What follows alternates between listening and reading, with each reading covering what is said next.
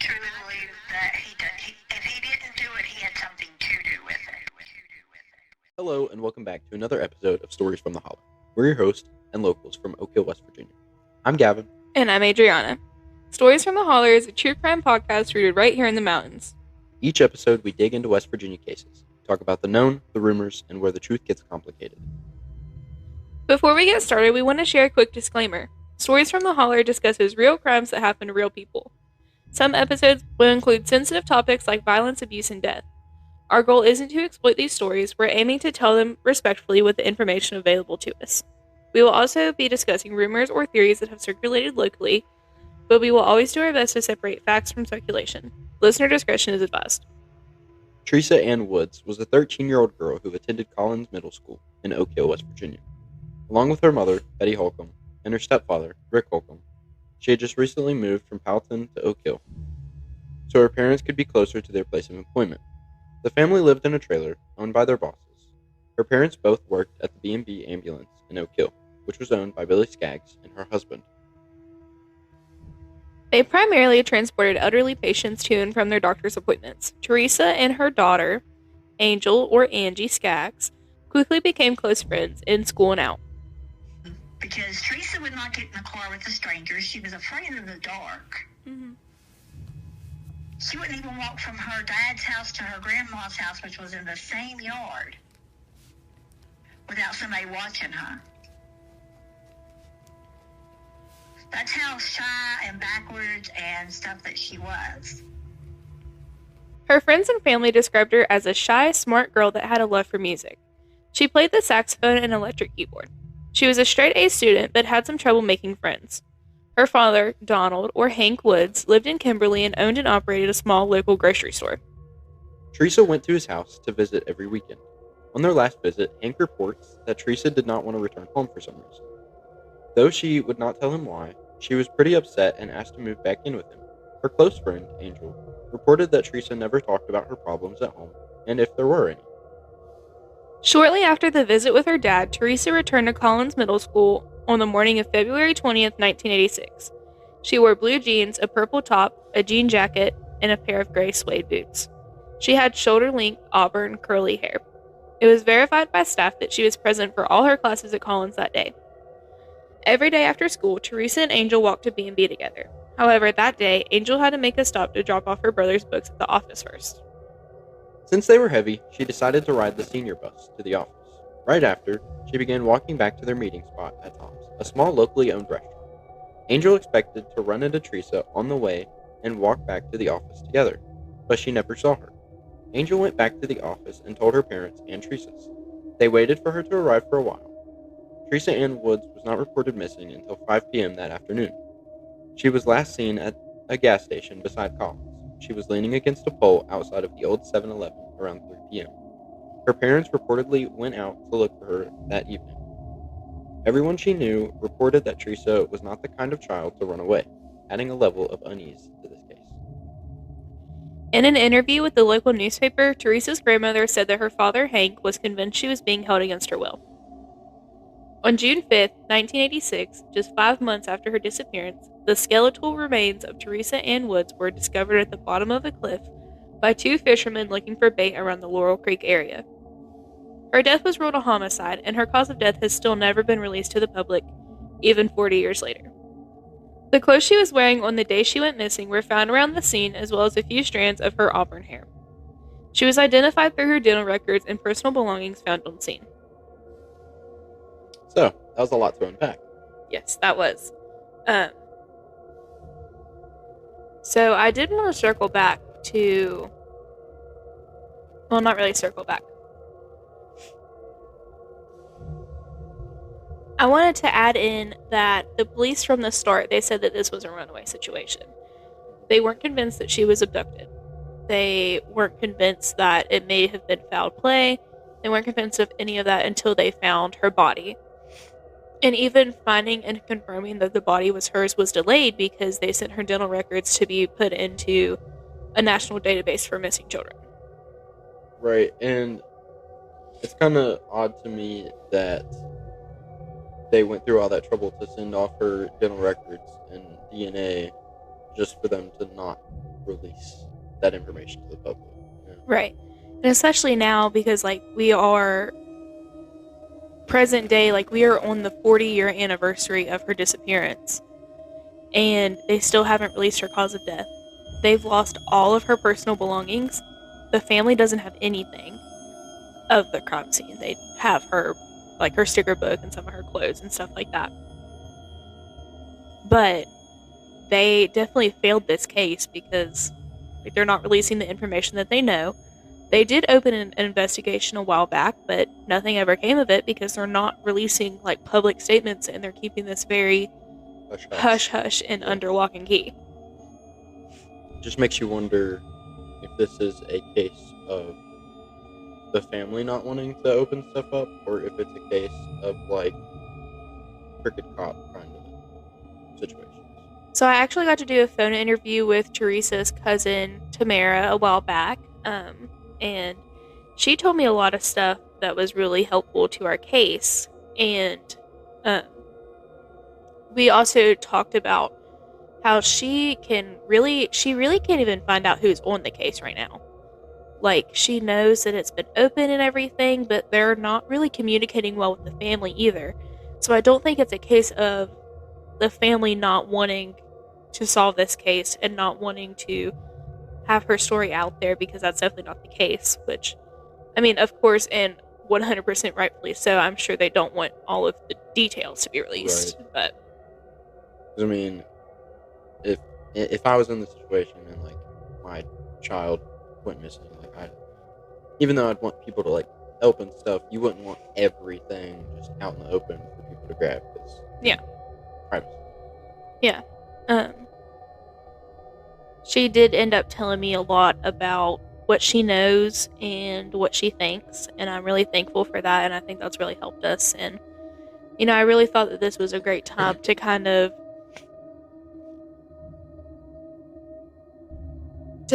try and bring this back around and make it more well known, because I mean, today, February 20th, it is the 40-year anniversary of her disappearance. Right.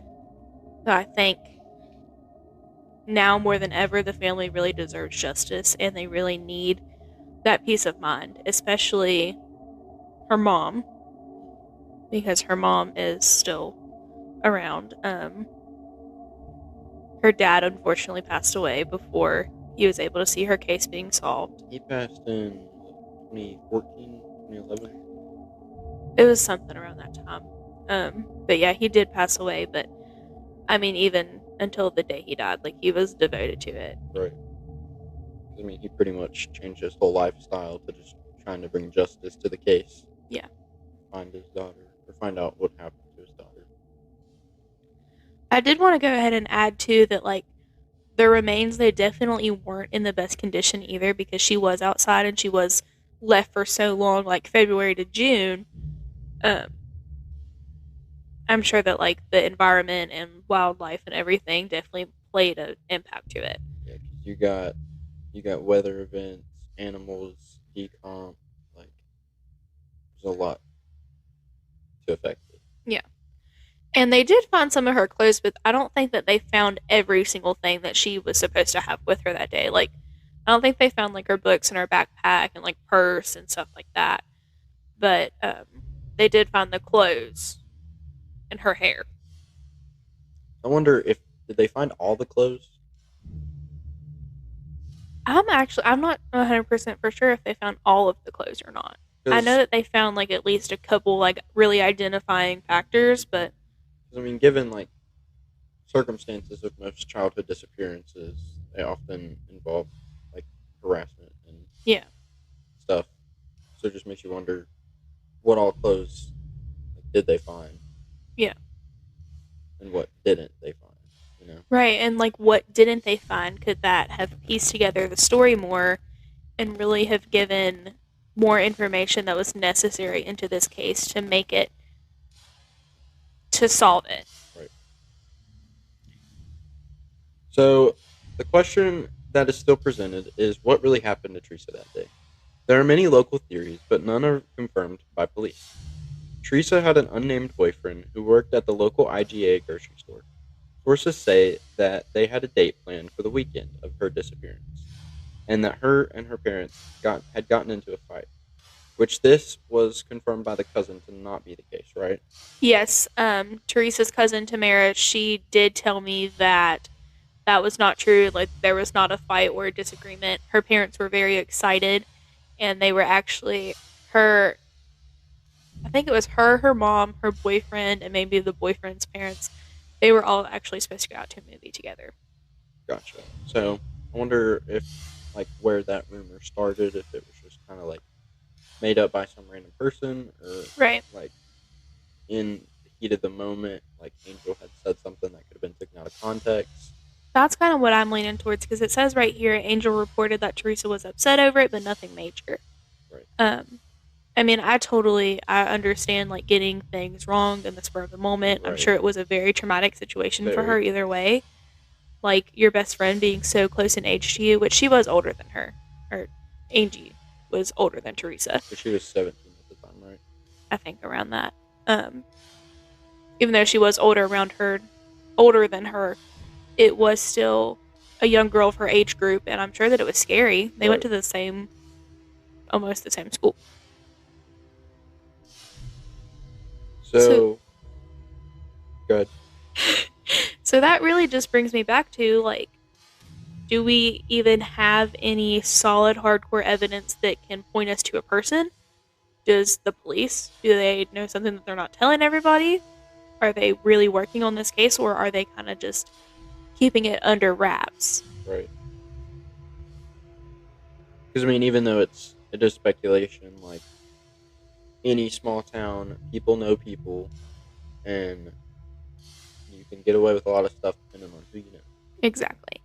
And one thing that I really, really think is going on in this case is, like, everybody around town kind of knows, but you can't prove it. Right. It's just word of mouth. He said, she said. It's stuff that you've heard from, like, your grandma at a kitchen table, or you've heard from Billy Bob down the road. You've heard it at tutors. Yeah. It's just something that you've heard, but you can't really confirm. But then you really start looking into those details, and they just match up way too much. And some things, depending on, like, situations, like, not this situation entirely, but a lot of rumors, false or true, can get spread really fast in a small town. Yes. And spread like wildfire. So you really need to do your own research and come up with your own facts and evidence of what happened, because not everyone is a reliable source of information. And it's like I said in the last episode, like, everybody knows what you've done before you do it. Right. Or if you even done it. So that leads us into talking about theories around town and just, like, local speculation that we've heard. Once again, we want to say, like, we are not able to confirm anything other than what we have told you already. What we can do is we can take the stories that we've been told and that we've been given, and we can kind of put those into a timeline and a perspective and share that with you guys, but we can't say 100% for sure what we have gotten is the truth, and if it is confirmed. Exactly. So another popular theory is that her stepdad, Rick, might have been involved in the disappearance. We've been unable to find too much of evidence on these theories, but local speculation has claimed that Theresa may not have had a great home life. This goes back to her being upset at the visit, which that was kind of proven wrong, right? She was upset with the visit. She was upset at the visit. She was planning to go back to the school down Powelton that she had went to before at the end of the school year at Collins. So she was more so just upset about switching schools. Maybe. I don't know if really it was, like, a thing with maybe she was upset about, like, moving, or if it was with something at home, like maybe with her stepdad. Because, I mean, even her cousin has told me that, like, her and her mom were so close, and they were really tight-knit, and she loved her mom, and her mom loved her. Absolutely loves her still. Now, going back to the stepdad, we are able to confirm that Rick Holcomb was given a polygraph test and failed, right? Yes, he did fail. I'm not sure about other people other than Angel. She was offered a polygraph test, and her parents actually did consent to it because I think at the time she was still technically underage, but her parents said okay to it, and she absolutely refused. She would not take the polygraph. Which, I mean, I guess we can't really comment too much on that because, like, you'd never know the situation until you're in it. Right, because, like, as much as you say, like, oh, like, if it was my best friend, like, you'd do anything. But given that situation, a lot of people, their only means of coping is just shut down. Yeah. And it's such an emotionally, like, loaded situation that, like, you can't really blame her for not wanting to be questioned and almost accused of having involvement with it. Right.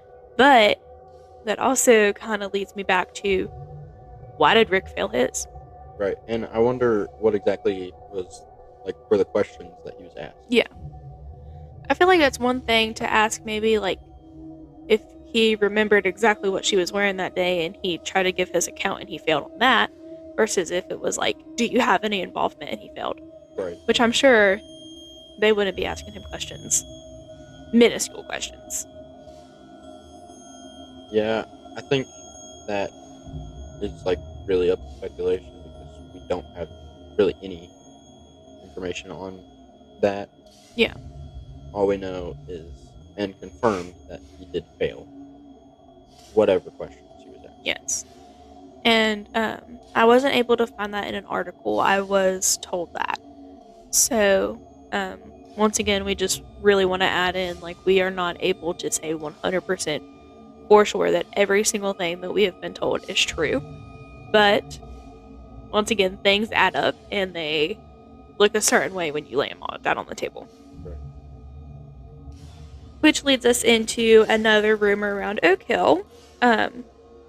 Once again, I just really want to say, like, we just want to say we are not 100% able to confirm every single thing, every single rumor.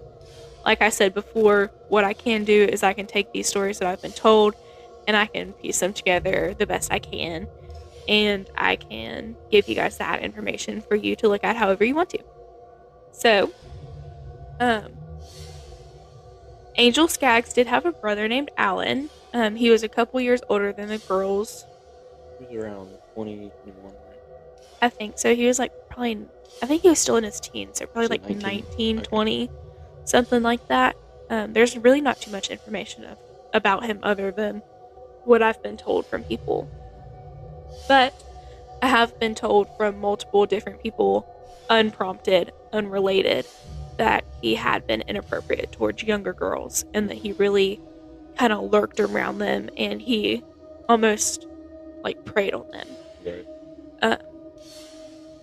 One thing that really stood out to me is that the employees and their kids and the owners of B&B Ambulance Convalescent would go out to big company or group dinners, and Alan would also attend those. So I'm kind of wondering if maybe he might have attended those to get closer to the girls that maybe he was interested in. Right. Well, so he didn't work there, but his parents are the ones that owned it, right? Yeah, he supposedly didn't work there, that I'm able to confirm. I have been told that he would drive the ambulance around town, but he wasn't like a driver, and he kind of more just drove it because he didn't have a car or something. But he had his fair share of trouble with the law. He was in a lot of trouble before even all of this happened. And it was said that he did ship out to the military a little bit after she disappeared.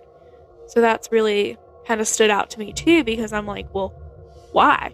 Right, because, I mean, it comes back to the things that, like, some things add up too conveniently, such as, like, you could join the military anytime, but, like, it just so happened that right after she disappeared, he just got away, got out. Like, you're a full grown man, you have graduated already, or you dropped out, I'm not sure. Bottom line is, you're out of school, you're a full grown man, and you just now randomly decide to go into the military after this 13-year-old girl went missing. And, Right. it's kind of looking like metaphorically the blood is on your hands. Because again, this is all speculation. Yeah. But something that has always really stood out to me, it has been said that Rick was like a very meticulous bookkeeper. He logged all of his miles for his ambulance. He logged all of his locations, all of his trips, all of his patients, his times, everything.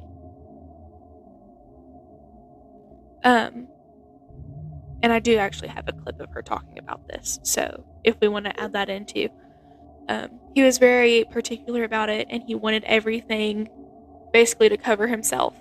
Well, the story that I was kind of told was him and Betty had some car trouble while transporting a patient, and Billy Skaggs' husband, who also like co-owned B&B Convalescent Ambulance, had brought them either a personal vehicle or another ambulance, and the husband and Betty went back together, and Rick took the patient.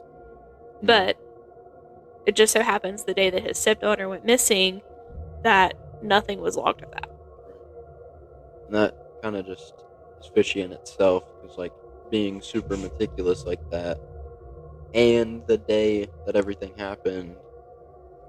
And for me, it's just too many coincidences. Right, and like they all kind of just fall into place like dominoes. They line up too well. Right.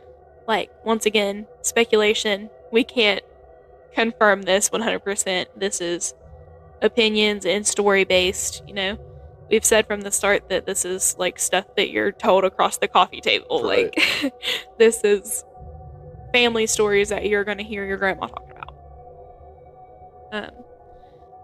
But like the day Angel's not with her, she's mysteriously gone, or she's approached by somebody who recognizes she's alone. But why would they be there?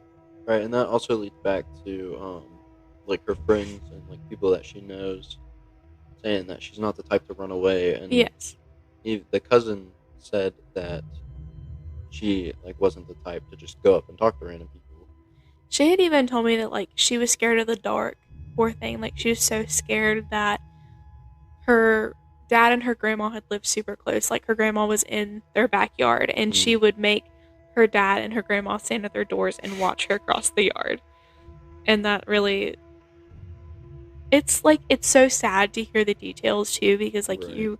it really puts in perspective. It really puts into perspective for you that this is a real case, and that this is a real person, and there is a personality and a name and a favorite caller, or not a name, that there is a personality and a favorite caller and a favorite song and a favorite everything behind a name. It just adds depth and more to think about when you think of all of these coincidences that suddenly happened. Like, he didn't keep any books that day. Nobody was with her that day. The one time nobody was with her, she went missing. Right, so it kind of like makes you think that maybe whoever like took her the way she went missing was related to someone that she was close with or knew. Right.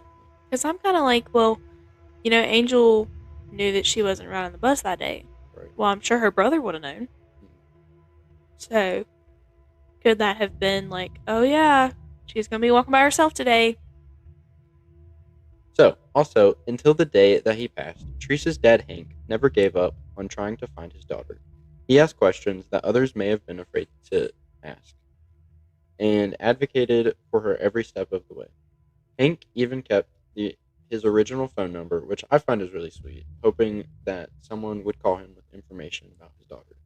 And it's honestly, like, it's so heartbreaking when you hear that, because, I mean, even her mom, too, like, her mom is still around, but there's a chance that maybe her mom might not be able to see the day that her daughter gets justice, when she does get justice. I don't want to say if, but when she does get justice. But if you have any information about this case, please call the West Virginia Crime Stoppers at 304-255-7867, or submit an online ticket at wvsp.gov/crime tips. I would also like to say a huge thank you for Teresa's family for being so cooperative and speaking to us. You guys have no idea how much you've helped, and we are really thankful that you were willing to share some of those details with us. Like, it goes really past what they know about the case, but the fact that, like, I was able to learn her favorite song. Right. And just those little details about her. Like, she was afraid of the dark. She wanted a color TV set for her birthday. Like, it's just awesome. And we are just really thankful. But that's where we're going to leave things for today. And once again, if you have any information regarding this case, please contact the proper authorities. I'm sure that's going to be Oak Hill Police, West Virginia State Police. You have the numbers, you have the website. Right. And this whole thing, again, we just want to share what we've heard, share opinions, put everything down, and let you guys be the decision makers. Take it as you will. Right. And just kind of have a memorial for Theresa, just honor her life. I mean, it's 40 years ago today. Right.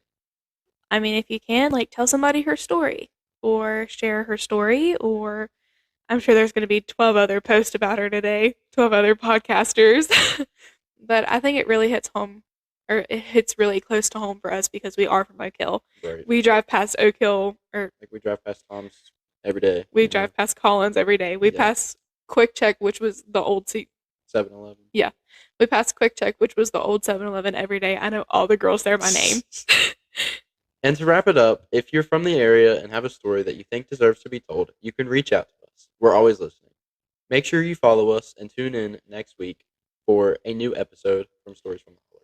Thank you guys so much for listening. And once again, we are so blessed to be able to do this. We're really glad that people are out there wanting to listen and wanting to learn about these cases. Thank you guys. We'll see you next week.